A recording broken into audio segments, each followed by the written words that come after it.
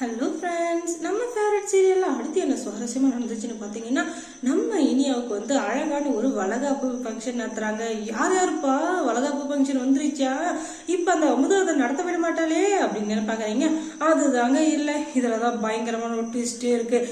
இந்த அமுதாவுக்கு ஏதோ பைத்தியம் முடிச்சிச்சோ என்னவோ தெரியல. டாக்டர் வந்துட்டு உடனே ஃபோனை போட்டு அவங்கள வந்து ஒரு 2 நாளைக்கு ஹாஸ்பிட்டலில் வச்சு செக் பண்ணால் சரியாக போயிடும், அதனால் கூப்பிட்டு வர முடியுமா அப்படின்னு சொல்லிட்டு கேட்குறாங்க. உடனே நம்ம நல்லாசி வந்துக்கிட்டு அவருக்கு தான் தங்கச்சி உயிராச்சு. உடனே அவரு வந்துகிட்டு ஐயோ உடனே வந்துடுறேன், இதுல போய் என்ன இருக்கு அப்படின்னு சொல்லிட்டு உடனே வீட்டுல இருக்க எல்லாரையும் கூட்டு அமுதாவை வந்து கூட்டு ஹாஸ்பிட்டலுக்கு போறேன், டாக்டர் வந்து 2 நாள் செக் பண்ணணும்னு சொல்லியிருக்காரு, அதனால யாரும் என்ன டிஸ்டர்பே பண்ணக்கூடாது அப்படின்னு சொல்லிடுறாரு.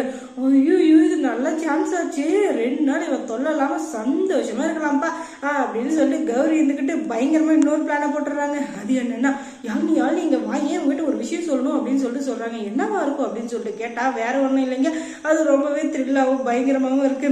அது வீட்டில் இருக்கவங்க தெரிஞ்சா செம்ம டென்ஷன் வருவாங்க. இருந்தாலும் அவங்க வீட்டில் இல்லாத நேரத்தை சரியாக பயன்படுத்திக்கணும் அப்படின்னு சொல்லிட்டு அவங்க 2 பேருக்கும் எல்லா ட்ரெஸ்ஸையும் உங்களுக்கு ஆளுக்கு 2 எடுத்து வச்சிருக்க, தாராளமாக நீங்கள் போட்டு கீழே கிழிஞ்சா கூட சரிங்க, நீங்கள் இன்னொன்று மாற்றி போட்டு சந்தோஷமாக இருந்துட்டு வாங்க அப்படின்னு சொல்லிட்டு அவங்கள விரட்டுறதுலேயே இருக்காங்க.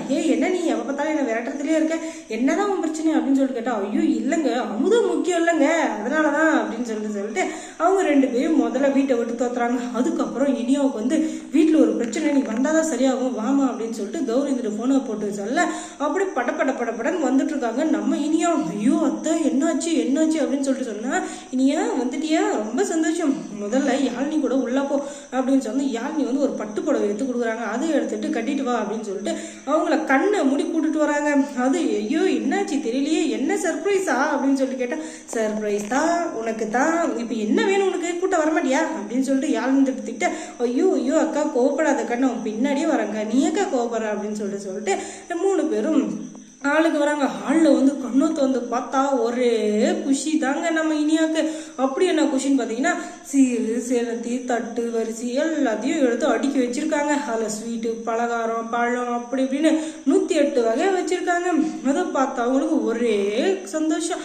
ஐயோ என் அம்மா இருந்திருந்தாலும் இப்படிதான் பண்ணியிருப்பாங்க, இந்த நேரத்தில் என் அம்மாவை நான் மிஸ் பண்ணுறேன் அப்படின்னு சொல்ல, அம்மாவெல்லாம் மிஸ் பண்ணக்கூடாது, தயவு செஞ்சு கீழே உட்காரு அப்படின்னு சொல்லிட்டு சொன்னதும் அதுக்கப்புறம் எல்லாரும் சந்தோஷமா நலங்கு வச்சு சந்தோஷமா இருக்காங்க. இந்த நேரத்தில் நம்ம அம்மாவை மிஸ் பண்ற அத்தை அப்படின்னு சொன்னதும் அவங்க அத்தையை பார்க்கணுமே, ஐயோ செம காமெடிங்க.